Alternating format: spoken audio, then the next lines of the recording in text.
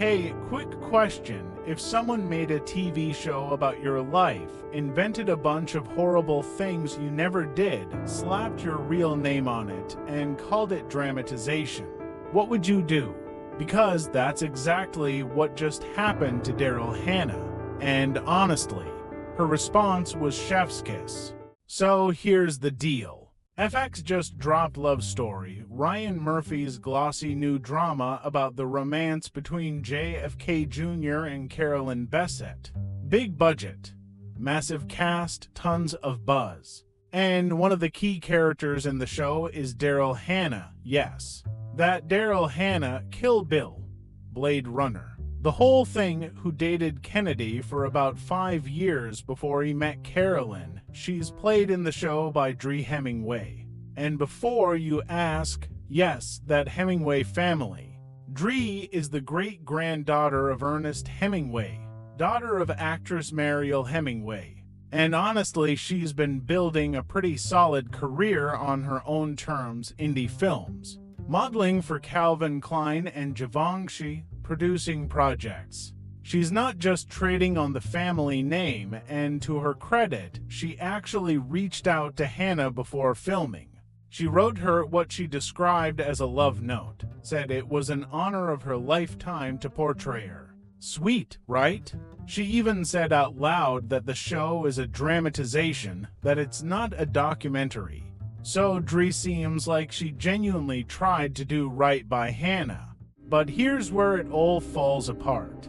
Because in early March, Daryl Hannah published an op-ed in the New York Times, and she did not hold back. She said the actions and behaviors shown in the show are just flat-out untrue.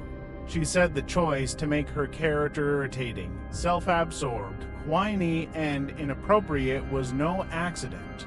And she's pointing the finger squarely at the people running the show, not necessarily Dree, but the writers and producers who put those words and scenes together. We're talking invented scenes, cocaine parties, desecrating Jackie O's memorial, things that, according to Hannah, simply never happened, all made up, to make her look bad.